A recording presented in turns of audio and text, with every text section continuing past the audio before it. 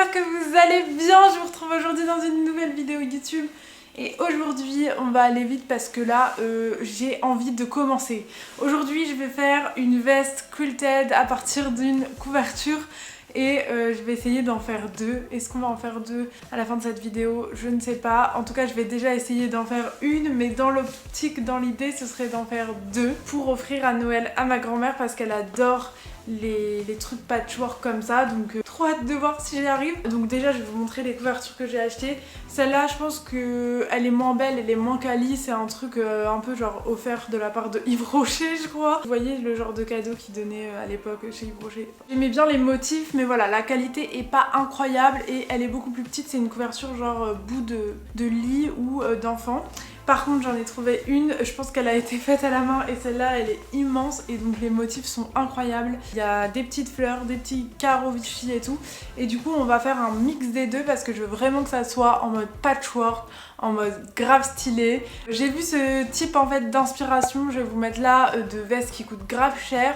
Et moi j'avais envie de le faire moi-même. Le genre de veste que je veux faire c'est une veste assez oversize avec, je vais essayer de faire un patron à partir d'une autre veste à moi, mais donc il n'y aura pas de détails très complexes parce que déjà moi j'aime bien ce type de veste et aussi pas non plus une couturière incroyable pour faire genre des détails aux manches, au col et tout. En fait j'ai envie que ça soit quali et bien fait et du coup j'ai pas envie de me lancer dans des trucs de ouf, vous voyez ce que je veux dire. Tout se jouera sur les textures patchwork et aussi je vais essayer d'aller choper des trop beaux boutons pour aller avec, enfin vous voyez. On passe tout de suite à l'upcycling. Je vais d'abord commencer par faire mon patron première fois et je vais utiliser du papier à patron.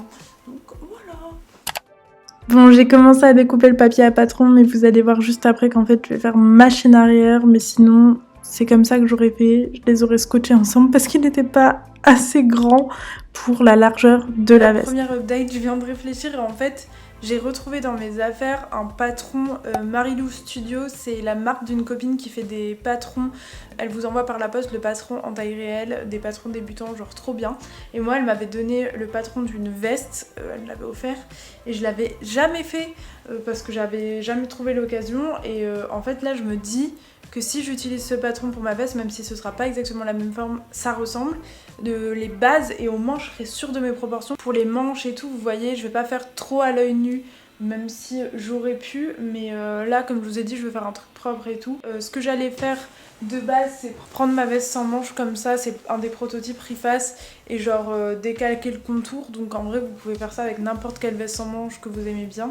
Mais en fait comme quand je l'ai mis sur le patron qu'elle m'a donné, c'est presque pareil en termes de dimension. Donc je vais directement utiliser son patron et j'aurai pas besoin de faire un patron dans des feuilles blanches là que j'avais découpées. Je suis trop bête. Bon du coup c'est parti, je vais découper le patron, je vous retrouve juste après. Ce qui est super pratique, c'est que vous découpez vraiment en fonction de la taille que vous voulez. Moi, j'ai pris la taille 42, la plus grande, parce que je voulais vraiment un effet oversize. Du coup, j'ai découpé dans mon premier tissu, donc ma première couverture, et j'ai découpé la même chose dans la deuxième juste après. Donc là, c'est assez simple, ça demande juste un petit peu de temps, parce que vous devez mettre du poids et découper chaque pièce, quoi.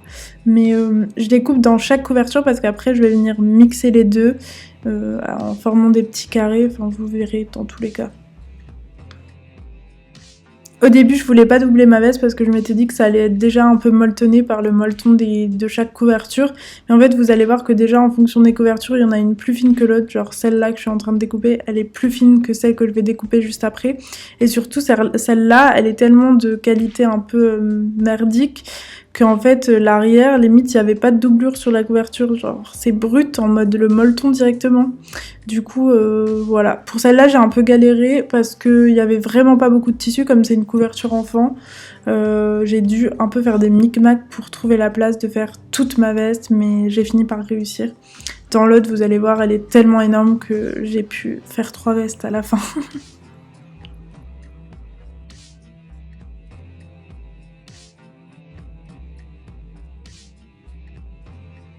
Donc voilà, ça c'est la deuxième couverture, je trouve qu'elle est beaucoup plus quali, elle est vraiment doublée en coton, enfin trop stylée. Et pour la petite anecdote d'ailleurs, ce dessus de lit genre couverture quilted, ma grand-mère a la même. Et c'est marrant parce qu'à cette étape de la confection des vestes, parce que j'en fais une aussi pour ma grand-mère, j'avais aucune idée du fait que ma grand-mère a cette couverture, enfin exactement la même. Donc c'est trop drôle, elle me la montrera par la suite à Noël, mais donc pour l'instant je le savais pas. Là j'étais en train de commencer par découper mes manches, donc j'essaye de faire vraiment les mêmes dimensions. Et en premier je les découpe en 3 de chaque côté, et ensuite je vais les découper vous voyez de toute façon à l'écran, sur la longueur pour me donner 6 petits morceaux que je vais venir mixer les uns avec les autres. Donc faut pas s'en mêler les pinceaux, voilà. Aussi du fait que j'avais pris la taille 42, je pensais que ça allait faire une veste oversize, mais j'avais pas calculé le fait qu'il allait avoir les coutures sur chaque bord, vous voyez ce que je veux dire? Et du coup ça va réduire parce que normalement on fait des marges de couture. Donc bref, de toute façon vous allez voir au fur et à mesure de la vidéo que je déchante un peu, mais voilà, j'ai tout fait à la surjeteuse. Ça par contre c'était hyper pratique, enfin franchement la surjeteuse pour les trucs comme ça va beaucoup plus vite. Enfin t'as pas besoin de, je sais pas, enfin je trouve que ça va plus vite. Puis t'es surtout sûr que ta couture elle va tenir à fond, genre c'est hyper solide. Donc là au fur et à mesure, de toute façon ça c'est un travail de patience. Je réépingle parce que je veux que ça soit parfait, donc que ça tombe parfaitement, même si c'est jamais exactement parfait parce que bien sûr j'ai pas tout mesuré. Mais franchement ça ressemble à quelque chose et vous voyez ça c'est mes 2 manches finies. Franchement c'est trop stylé comme ça. Donc ensuite ça c'est les avants et l'arrière de ma veste. Du coup ce qui est cool, comme j'ai découpé le patron dans chaque couverture, ben ça me fait automatiquement 2 vestes vu que je mixe les 2 tissus. Donc là pareil je vais découper en mode en 6 quoi. Mais j'ai fait une connerie d'ailleurs, à un moment j'ai recousu l'avant de la veste parce que j'avais trop l'habitude de coudre les 6 pièces et j'ai pas laissé l'ouverture pour la fermeture, vous voyez, débile. Donc voilà, on avance au fur et à mesure, de toute façon c'est que du patchwork, ça prend du temps. Alors là, j'étais déjà à l'assemblage d'une des premières vestes, du coup j'étais en train de monter la manche, j'avais déjà monté le haut des vestes. Et donc là, j'ai monté les manches à plat et ensuite j'ai cousu le dessous des manches. Donc voilà, on travaille quoi. Hein. J'ai épinglé le dessous des manches comme ça, vous voyez. C'est assez simple en vrai, de monter une veste comme ça. Je pensais que ça allait être plus compliqué. Et franchement, c'est pas ce qui était le plus difficile.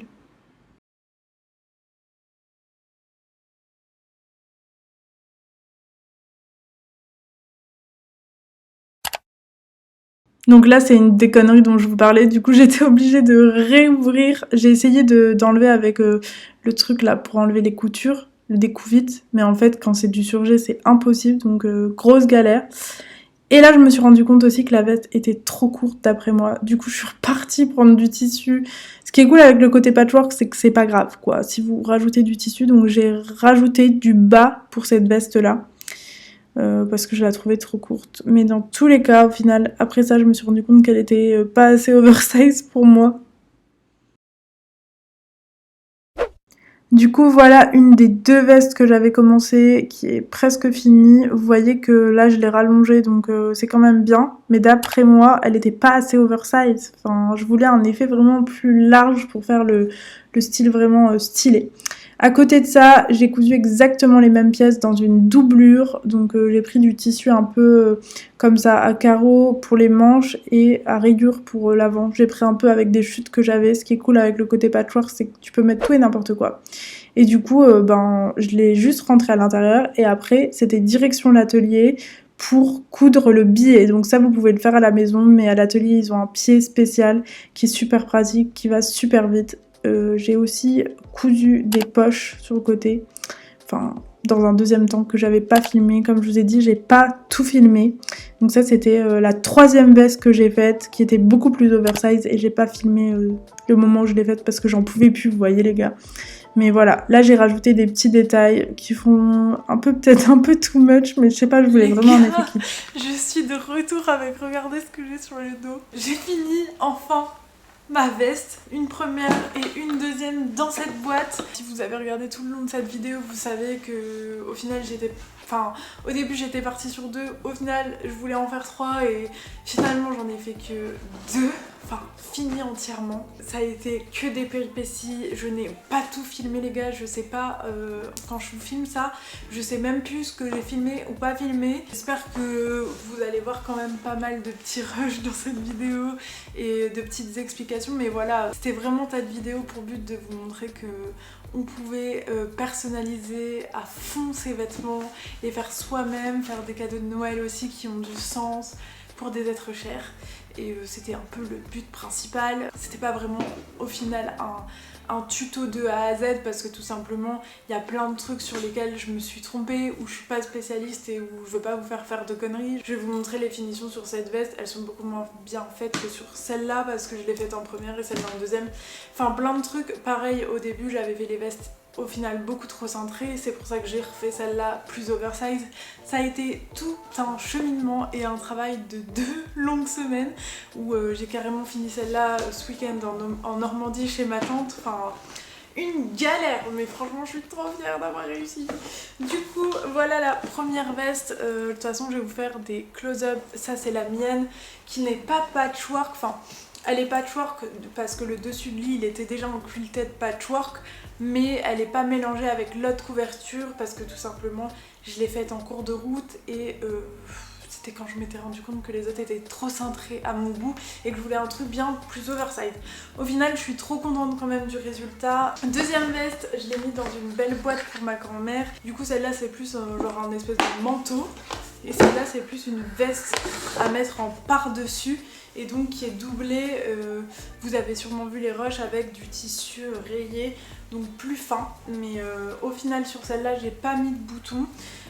En fait dans tous les cas, tous les rushs de la fin, toutes les étapes de la fin, que ce soit les boutons, la boutonnière et même les finitions, je les ai pas filmées parce que je pensais tellement avoir fini plus tôt, vous savez, j'étais tellement dans une détresse que j'ai pu filmer et ça je suis désolée. En fait je me suis rendu compte par exemple que cette veste, le col était trop petit, donc ça veut dire que si j'allais mettre des boutons, ça allait faire un tour de cou genre minuscule. Du coup c'est plutôt une veste ouverte, voilà. Pour moi c'est la première fois que je fais des vestes de A à Z, donc il y a des petites erreurs qui sont pas franchement visibles à l'œil nu quand vous faites pas de couture, etc. Là ça va être une veste du coup ouverte. Et la mienne, j'avais rectifié quand même le cou, mais elle est quand même assez serrée, mais elle se ferme. Du coup voilà, sur celle de ma grand-mère, il n'y a pas les petits détails boutons dorés, même si je les ai achetés, mais parce que vous savez, il me reste une dernière veste à faire que j'avais déjà découpée et commencé, qui au final elle je peux encore être à l'étape où je rectifie le col. Donc sur l'autre en plus je l'avais fait un peu plus longue, je mettrai les boutons dorés, mais du coup pas pour celle-là, comme je vais l'offrir demain à ma grand-mère vu qu'on fait un Noël un peu en avance chez elle. Je suis trop contente du résultat les gars, franchement je suis trop fière de moi et celle-là je vais la porter mais tout le temps, j'espère ne pas m'en lasser. Enfin je pense que je peux pas m'en lasser, mais surtout elle est fourrée vu que j'ai acheté une doublure en mout-mout, vous savez, bon ça c'est pas écologique parce que je l'ai acheté chez Toto, mais dans le rush, dans la précipitation, en plus c'est hyper dur à chiner ce genre de doublure. Enfin c'est pas une doublure de base, c'est juste du faux mouton. Mais bref, je parle trop, je dis n'importe quoi, du coup je vais vous laisser avec le résultat porté. Et puis ce sera tout pour cette vidéo, beaucoup. Bon bref, je vous laisse avec les close-up de ma petite veste et puis on se dit à très vite. Bisous les gars.